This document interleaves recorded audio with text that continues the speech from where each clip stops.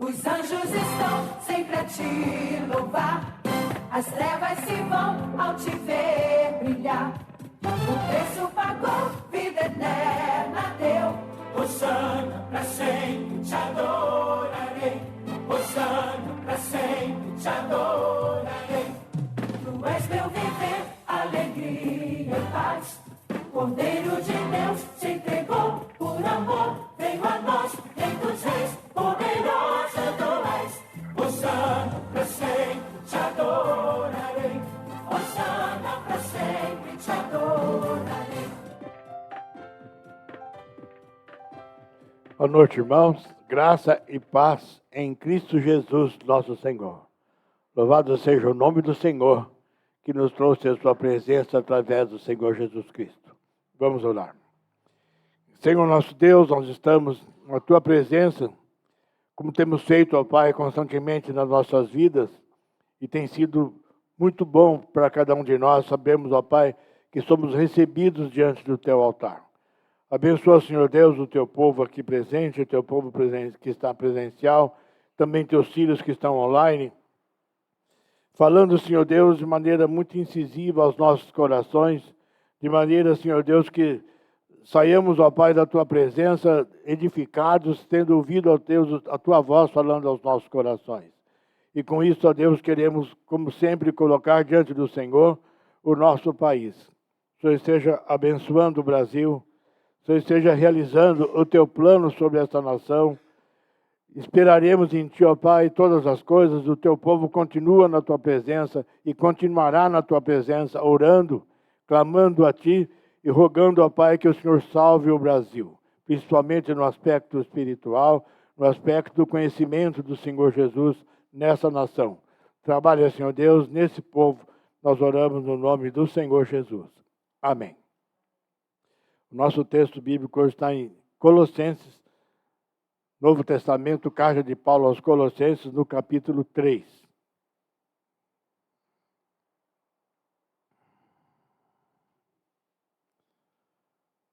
Colossenses, capítulo 3, do versículo 1 ao 4.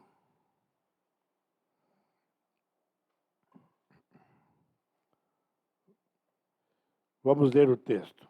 Portanto, se fostes ressuscitados juntamente com Cristo, buscai as coisas lá do alto, onde Cristo vive, assentado à direita de Deus. Pensai nas coisas lá do alto, não nas que são aqui da terra, porque morrestes e a vossa vida está oculta juntamente com Cristo em Deus. Quando Cristo, que é a nossa vida, se manifestar, então vós também sereis manifestado com Ele em glória. Vamos orar. Senhor nosso Deus, nós continuamos na tua presença e agora lendo a tua palavra. E te suplicamos, ó Deus, que esta palavra inspirada pelo teu Espírito Santo, seja ele o intérprete, Senhor Deus, nesta noite aos nossos corações, e a tua vontade, ó Deus, seja manifesta sobre cada um de nós.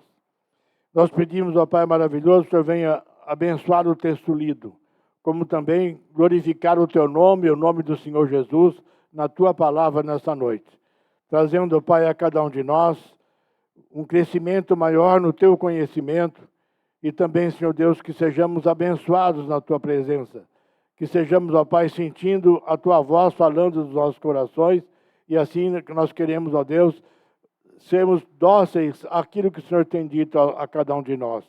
Para que saiamos daqui, ó Pai, como filhos obedientes. Aqueles que estão dispostos e disponíveis a fazer a tua vontade. E seja conosco em tudo, nos abençoe. E mais uma vez te pedimos, glorifica o teu nome. Nós oramos no nome do Senhor Jesus. Amém. Logo que eu me converti, eu vi uma peça bem simples de teatro na igreja, que dizia assim, e se ele não tivesse vindo a respeito de Jesus? Era uma peça de Natal. Pensando nisso, na nossa introdução, eu pensei no seguinte, se Jesus não tivesse ressuscitado, uma vez que ele veio, né? As duas datas mais importantes que a igreja pode celebrar é justamente o Natal, né, a encarnação do Verbo de Deus, é o grande presente para a humanidade, e a sua ressurreição, que completa, mostrando toda a vitória do ministério que Jesus veio exercer na terra. São dois pontos extremamente importantes dentro do cristianismo. Mas se Jesus não tivesse ressuscitado, não haveria igreja. Se Jesus não tivesse ressuscitado, não haveria cristianismo. Israel continuaria, se é que continuariam, né, com o Antigo Testamento, mas o Antigo Testamento não falaria mais nada. É bem interessante nós prestarmos atenção nesse fato. Se Jesus não tivesse ressuscitado, não havia esperança para a humanidade. Não haveria religião, porque religião significa religação. Religar o homem perdido com Deus é só através do Senhor Jesus. Uma porção de coisas que nós estamos acostumados e vemos de forma corriqueira, e às vezes nem prestamos atenção, elas não existiriam sem o Senhor Jesus ter ressuscitado. As promessas, as profecias do Antigo Testamento seriam vazias ou até mentirosas, porque não apontavam para nada. Então, a vida de Jesus, o seu sacrifício, a sua ressurreição é que confirmam todas as coisas que o Antigo Testamento fala, promete e coloca a respeito de Jesus como nosso Salvador. Na primeira carta de Paulo aos Coríntios, nós encontramos uma colocação que se Jesus não tivesse ressuscitado, diz o seguinte, 1 Coríntios capítulo 15, versículo 19, fala assim, se a nossa esperança em Cristo se limita apenas a esta vida, somos mais infelizes dos homens. Em que circunstância Paulo disse essas palavras pelo Espírito Santo? A igreja de Corinto tinha dúvidas quanto ao fator ressurreição. Não só de Jesus, mas a nossa ressurreição. Então, o que Paulo escreve aqui aos Colossenses, que nós vemos agora há pouco, é dado por consumado a nossa ressurreição também. Então, diz o seguinte, portanto, se fosses ressuscitados, Paulo não está falando com defunto, ele está falando com pessoas vivas. Mas que no propósito de Deus nós já somos ressuscitados, sendo o Senhor Jesus as primícias, ou a primícia da ressurreição. Né? Então, em Cristo Jesus, portanto, se fosses ressuscitados juntamente com Cristo, vivendo uma realidade de ressuscitado, nós temos que pensar no quê? Nas coisas lá do alto, nas coisas celestiais.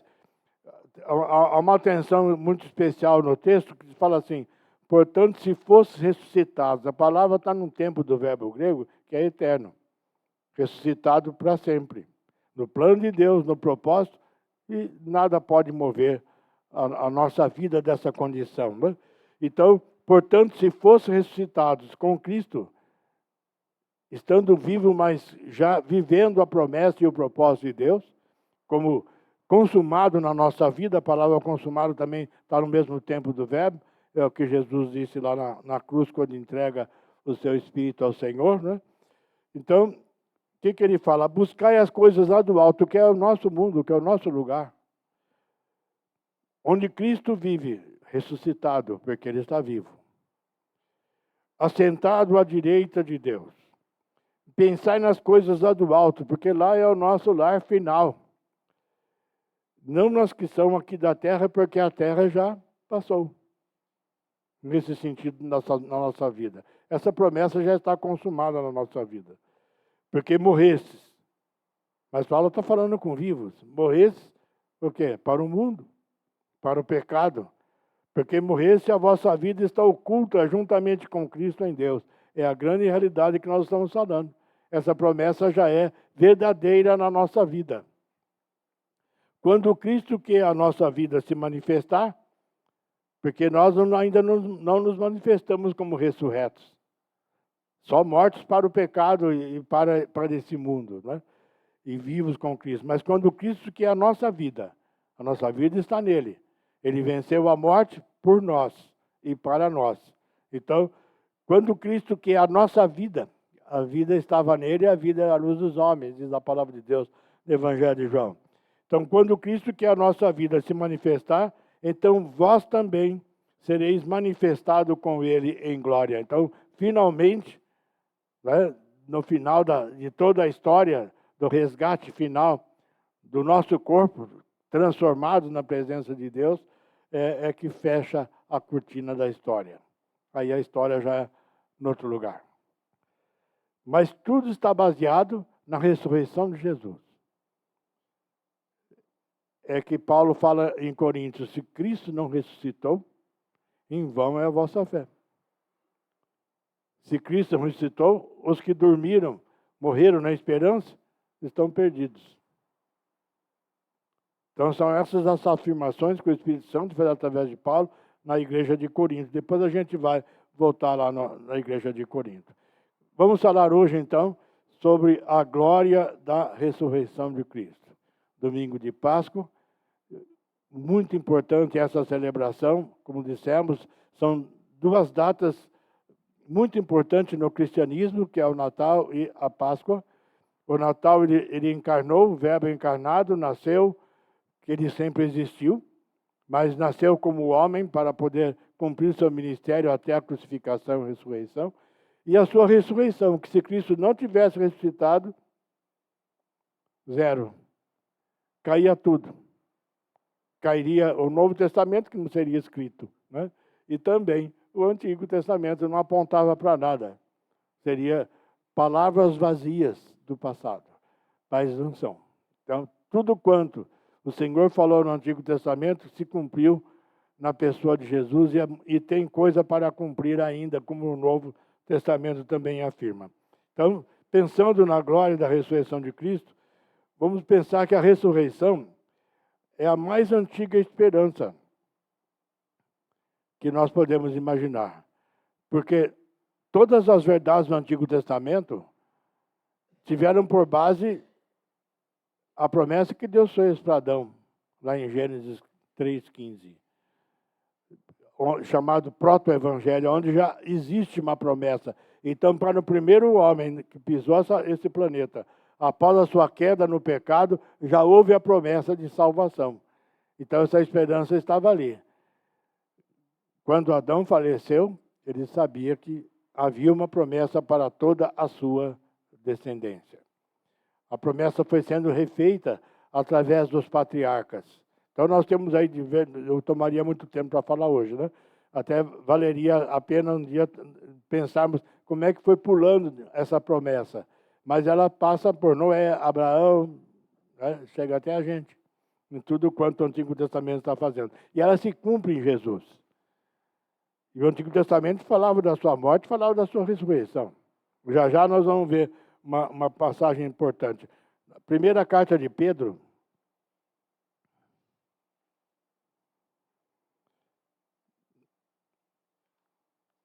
ele enfatiza logo no início da sua carta, primeira carta de Pedro, capítulo 1, versículo 3 a 5, ele enfatiza a ressurreição de Cristo. Então veja que não é só Paulo. Todos quantos escreveram livros no Novo Testamento, sejam evangelhos, sejam epístolas, a base é a ressurreição de Jesus. E a pregação era Cristo e esse ressuscitado. Essa era a pregação fundamental do início da igreja. Então, 1 Pedro, capítulo 1, versículo 3 a 5, diz o seguinte: Bendito o Deus e Pai de nosso Senhor Jesus Cristo, que segundo a sua muita misericórdia, nos regenerou, nos fez nascer de novo, né? Tornou a gerar, para uma viva esperança. Essa é a esperança que nós estamos falando, que é a mais antiga esperança. Para uma viva esperança mediante a ressurreição de Jesus Cristo dentre os mortos. Senão não teria esperança. Nós não estaríamos esperando nada. Então, a chave do cristianismo é a ressurreição de Jesus. A crucificação, o sacrifício vicário de Cristo pelos nossos pecados, satisfazendo a justiça de Deus, de extrema importância, é o que realizou a nossa salvação. Mas se ele não tivesse ressuscitado, era mais um entre outros tantos que foram crucificados. E não teria levado sobre si os nossos pecados. Porque ele teria satisfeita a justiça de Deus em relação ao pecado, mas trazer de volta a sua vida para mostrar a sua vitória sobre a morte. Então tinha duas coisas a serem destruídas, a serem acabadas ali. O pecado, ele satisfez a justiça de Deus em relação ao pecado. E a morte. Adão foi condenado à morte, toda a humanidade. Então Jesus ressuscita, completando tudo quanto ele tinha que realizar no plano de salvação. Então o apóstolo Pedro, continuando aqui, então ele fala exatamente isso. Nos regenerou, nos fez nascer de novo, nova criatura, né, em Cristo Jesus, para uma viva esperança mediante a ressurreição de Jesus Cristo dentre os mortos, para uma herança incorruptível, que não apodrece, sem mácula, sem nenhuma mancha, imarcessível, quer dizer, não murcha nunca, não perde o vigor, a beleza, reservada nos céus para vós outros, que sois guardados pelo poder de Deus, mediante a fé, para a salvação preparada para revelar-se no último tempo. É bem parecido com o texto de Colossenses que nós vemos. Andando mais um pouquinho. Então, a vida na terra se tinha tornado insuportável depois da queda do pecado. Imagina a diferença que Adão experimentou de um paraíso e a expulsão do paraíso debaixo da condenação, embora houvesse uma promessa de salvação. Então, essa é a experiência. Mas o primeiro livro escrito na Bíblia, provavelmente o livro de Jó, escrito por Moisés, há muita discussão sobre isso, mas com certeza é exatamente isso, né? Jó já tinha essa visão. Jó não fala de lei, tendo Moisés escrito, não fala de lei, não fala de Egito, mas fala da promessa. No livro de Jó, lá no livro de Jó, Antigo Testamento, vamos abrir lá. Antes de Salmos. Jó estava inteiro de ferida, sem saber por que ele passava por tudo aquilo, perdeu tudo, só sobrou ele e a esposa, e perdeu a saúde, ficou num estado terrível. E nessa condição, no capítulo 19 do livro de Jó, ele fala assim, porque eu sei que o meu Redentor vive. Quem é o Redentor? É Jesus. Lá no passado, já vem esse foco de esperança através de um homem que estava padecendo muito sem saber por quê. Porque eu sei que o meu Redentor vive e por fim se levantará sobre a terra. Foi exatamente o que Jesus fez. Depois, revestido esse meu corpo da minha pele, que é aquilo que fala em 1 Coríntios capítulo 15, né? Aquilo que é corruptível será revestido da incorruptibilidade. Quer dizer, o nosso corpo será transformado. Então, depois revestido esse meu corpo da minha pele, em minha carne verei a Deus. Vê-lo-ei por mim mesmo, os meus olhos o verão, e não os outros. De saudade me desfalece o coração dentro de mim. Que profecia maravilhosa que Jó está fazendo da parte do Espírito Santo de Deus. Eu sei que o meu Redentor vive e por fim se levantará sobre a terra. É o nosso Senhor Jesus.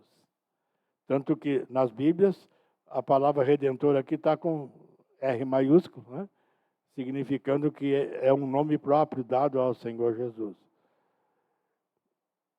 No livro de Atos, lá no Novo Testamento, voltando para lá, no capítulo 2,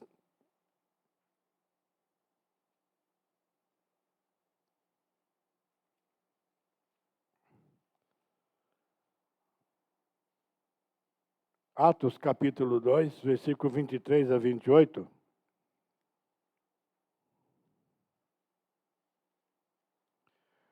o apóstolo Pedro, assim que o Espírito Santo vem sobre a igreja é inaugurada no 50º dia depois da Páscoa, chamado a festa do Pentecostes. É Pentecostes por causa de 50. Então ele faz a seguinte colocação diante daquela multidão toda que estava em Jerusalém naquelas festividades. Eu vou ler o versículo 22 até o 28. Varões israelitas, atendei a essas palavras. Jesus, o Nazareno, varão aprovado por Deus diante de vós com milagres, prodígios e sinais, os quais o próprio Deus realizou por intermédio dele entre vós, como vós mesmos sabeis. Sendo ele entregue pelo determinado desígnio e presciência de Deus, vós o mataste crucificando por mão de iníquos, ao qual, porém, Deus ressuscitou, rompendo-lhe os grilhões da morte, porque não era possível fosse ele retido por ela. Essa é a vitória. Essa é a base da pregação do cristianismo. Esse é o assunto da primeira mensagem que a igreja ouviu. É a ressurreição, a vitória sobre a morte. E Pedro, está falando em cima do Salmo 16. Depois nós vamos dar uma olhadinha no Salmo 16. Continuando aqui. Agora ele vai falar o Salmo 16.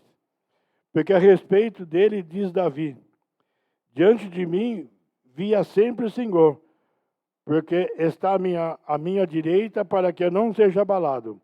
Por isso se alegrou o meu coração e a minha língua exultou. Além disso, também a minha própria carne repousará em esperança. Salmo 16 fala, seguro.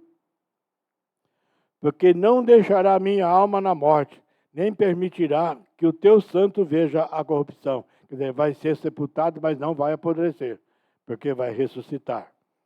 Fizeste-me conhecer os caminhos da vida, encher-me-ás de alegria na tua presença.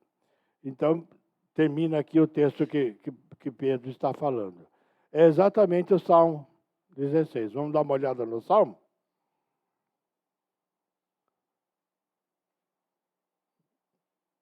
O Salmo, vou ler só um pedacinho, do versículo 8 ao 11.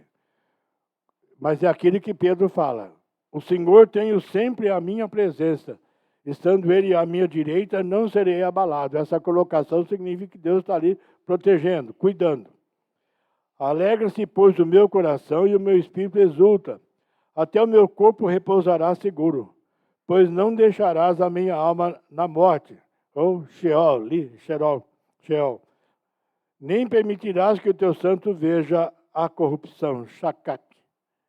Não vai apodrecer, no hebraico.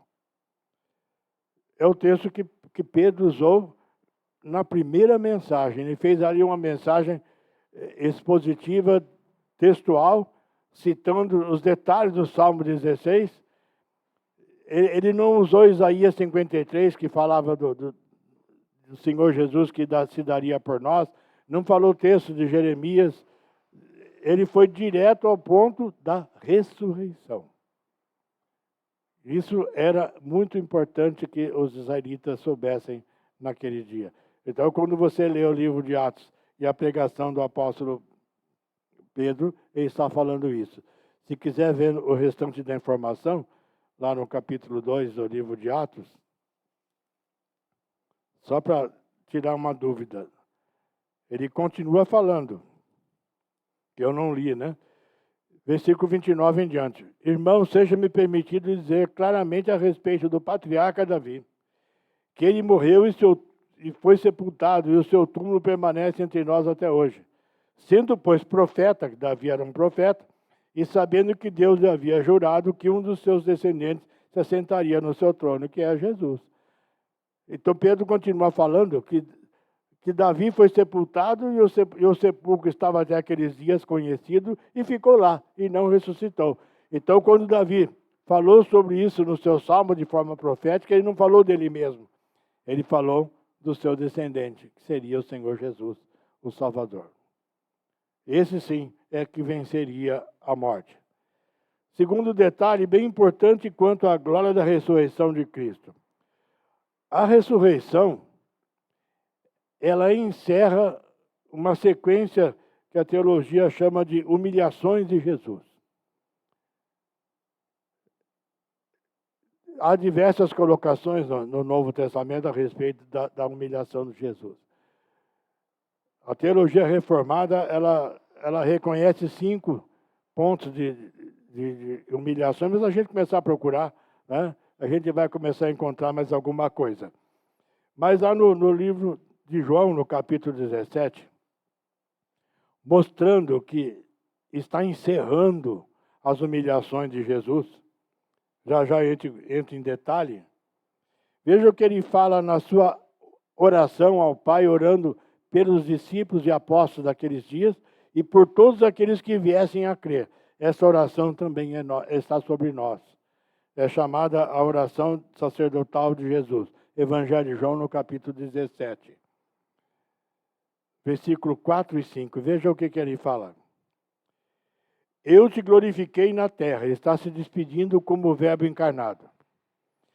Eu te glorifiquei na terra, consumando a obra que me confiaste para fazer. Ele ia para a cruz. Logo em seguida, depois dessa oração, ele passa a noite lá diante dos seus inquisidores. E depois, no dia seguinte, ele é crucificado. Então ele fala, e agora, glorifica-me, ó Pai, contigo mesmo, com a glória que eu tive junto de ti, antes que houvesse mundo. Então ele está se despedindo dessa situação de humilhação para voltar à sua glória que sempre teve na eternidade, junto do Pai. Jesus é eterno. Nós vimos lá no Evangelho de João, no princípio era o Verbo, Jesus. A palavra, Jesus, né? E o Verbo, Jesus, estava com Deus e o Verbo era Deus. No texto grego, Deus era o Verbo.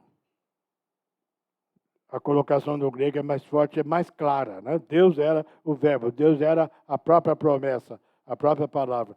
Ele estava no princípio com Deus, todas as coisas foram feitas por intermédio dele, e sem ele nada do que foi feito se fez.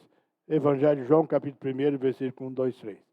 Então, ele vai voltar, porque ainda no capítulo 1, versículo 14, fala a respeito da sua humilhação, a primeira humilhação. E o Verbo se fez carne e habitou entre nós, cheio de graça e de verdade. Vimos a sua glória, a glória como do unigênito do Pai. Parece que não, mas o glorioso Jesus, eterno Jesus, o Logos eterno, ele vai se encarnar lá no bebê de Belém, de Judá. É humilhação. Porque em Filipenses fala que ele se esvaziou. Então, para ele chegar na encarnação, ele teve que se esvaziar da glória celestial para nascer no nenê de Belém, para a cruz. Veio para isso. Então, essa é a primeira das humilhações que Jesus passou. Então, o Logos eterno, no capítulo 17 de João, ele está se despedindo da terra e dizendo ao Senhor, glorifica-me, ó Pai, contigo mesmo com a glória que eu tive junto de ti, antes que houvesse mundo. Aqui encerra as suas humilhações. Claro, ele ainda vai ser crucificado. Ele ainda vai morrer. Então, o morrer para um Deus, humilhação. Vai ser sepultado ao Hades, humilhação. Mas aí ele vence a morte.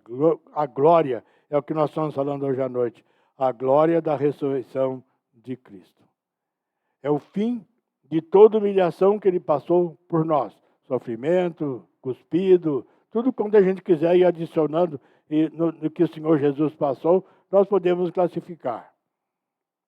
Teologicamente fala-se de 5, mas se a gente for ver os detalhes todos, tudo quanto aconteceu, a sua submissão aos pais terrenos, até que tivesse a idade adulta para iniciar seu ministério. Vamos lá mais um pouquinho. A encarnação que nós vimos em João, Evangelho de João, capítulo 1, versículo 14. Então, na sua encarnação, o que aconteceu? Ele deixa a sua glória e nasce o bebê. O Verbo se encarnou. E o que diz o texto? É bonito o texto, né? E o Verbo se fez carne e habitou entre nós, cheio de graça e de verdade, e vimos a sua glória, glória como do unigênito do Pai. Único gerado nessas condições. Ninguém teve um nascimento igual ao de Jesus. Nem poderia. Somente ele. É impossível qualquer outro ser humano ser unigênito do Pai. Quando fala uni é porque é só ele mesmo. Único que é procedente do Pai. Aqui já é a primeira da sua humilhação. Depois ele se torna obediente à lei que ele mesmo criou. A lei que ele deu no Sinai, ele foi o único que cumpriu completamente a lei. Humilhação. Ele veio para se submeter à lei que ele mesmo determinou no Sinai, naquela teofania. O que mais que tem? Ele teve sofrimento, teve a sua morte, o sepultamento e descida ao Hades. Tudo isso por amor. A culpa era nossa, a morte era nossa, a condenação era nossa. Ele assumiu a nossa culpa, assumiu a nossa morte, assumiu a nossa condenação para que nós fôssemos chamados, conforme a gente leu lá no texto de Colossenses, né?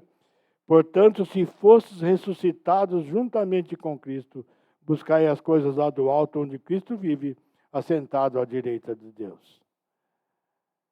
Hoje nós vemos esse texto com muita alegria.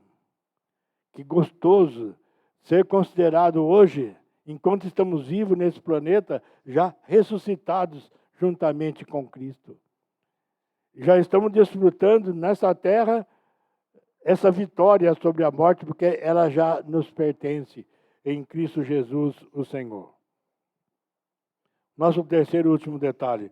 2 grandes e fundamentais vitórias.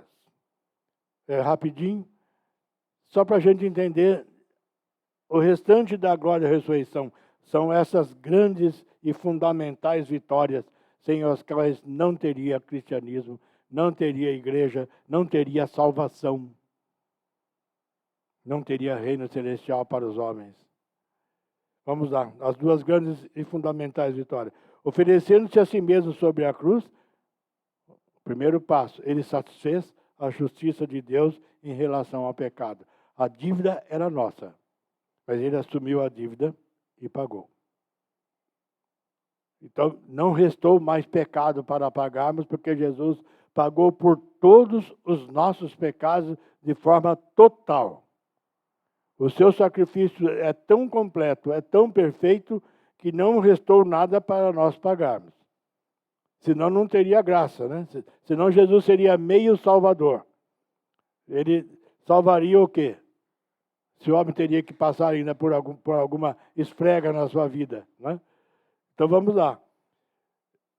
Esse é o primeiro detalhe, é o primeiro ponto fundamental da vitória, que é a morte de Jesus, sacrificial, tipificada no Antigo Testamento em tudo aquilo que nós vemos no sistema levítico.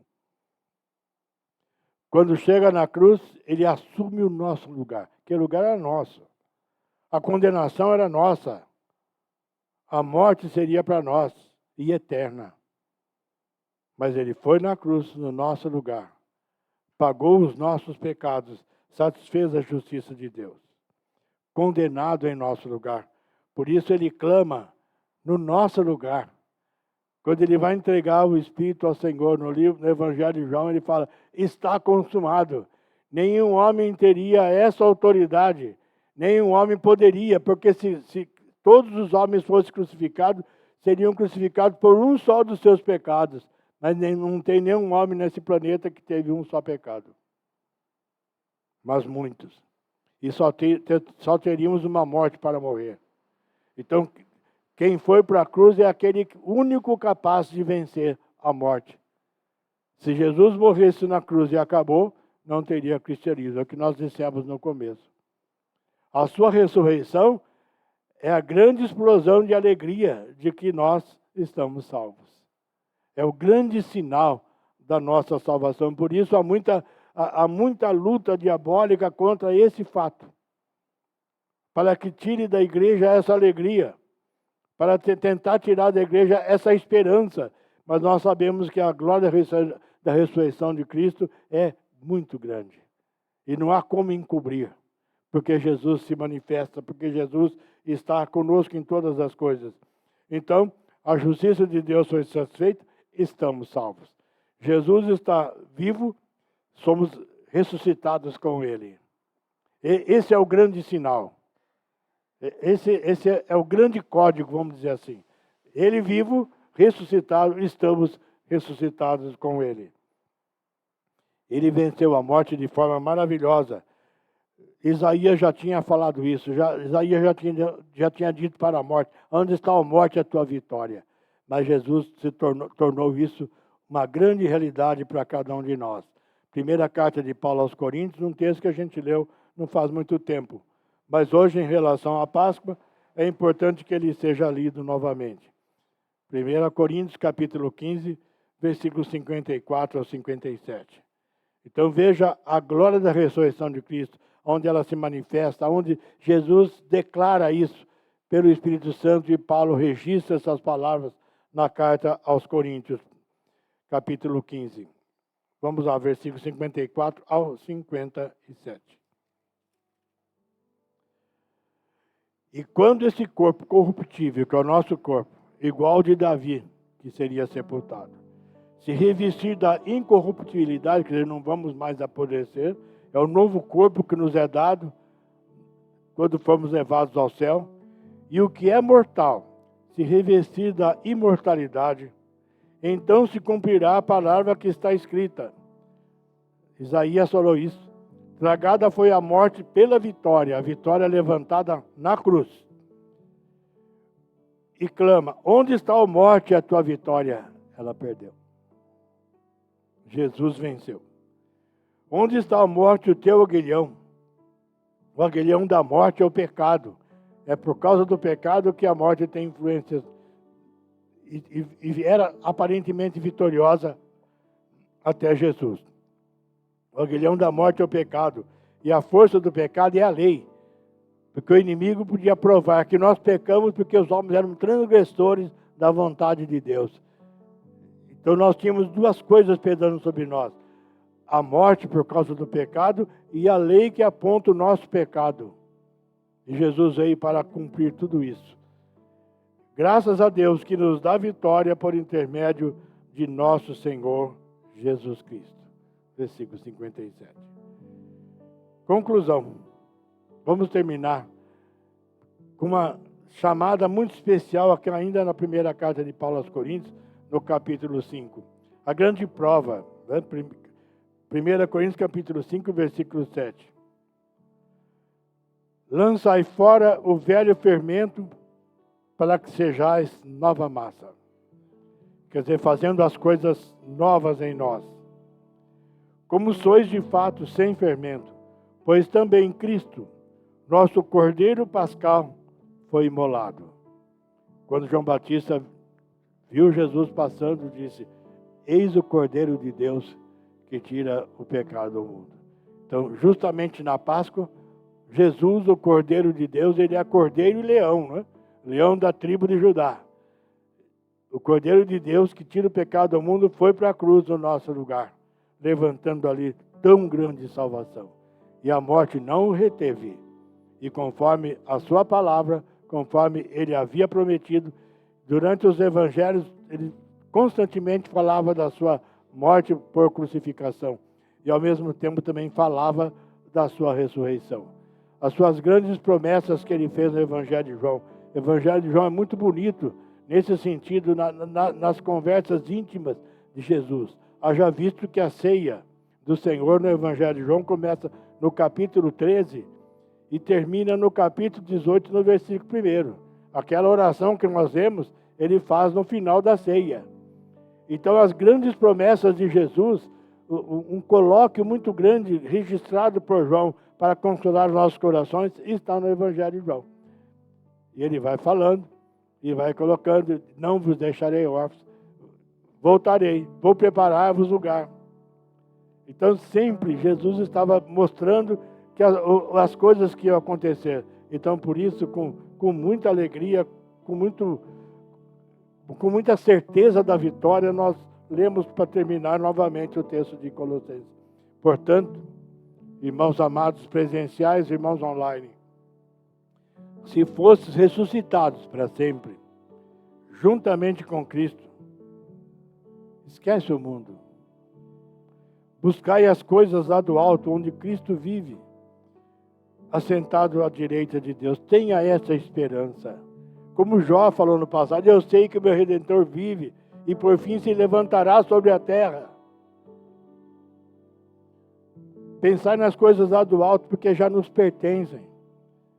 Não nas que são aqui da terra. Não se incomode muito com os prejuízos terrenos, porque há grande vitória nos céus.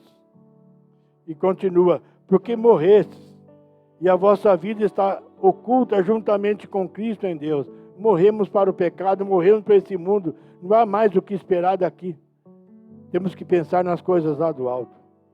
E continua, quando Cristo, que é a nossa vida, se manifestar, então vós também sereis manifestados com Ele em glória. Louvado seja Deus. Aleluia por isso. Nosso Deus é grandioso. E essa é a glória da ressurreição de Cristo. Essas promessas se cumprem na nossa vida. Que Deus abençoe a todos. Vamos terminar com uma oração. Senhor nosso Deus, nós queremos te agradecer porque não encontramos palavras para fazer esse agradecimento pelo fato do Senhor Jesus ter morrido pelos nossos pecados. Nós temos a ousadia, Senhor Deus, de estarmos diante do teu altar, levantando, Pai, essa nossa oração, porque Ele morreu no nosso lugar, satisfazendo a justiça, Senhor Deus, por causa dos nossos pecados. E em nome dEle nós nos dirigimos agora, na Tua presença, diante do Teu altar, esta nossa oração. Te louvamos porque Ele morreu no nosso lugar. Te louvamos porque Ele venceu a morte e prometeu que nós já estamos ressuscitados com Ele.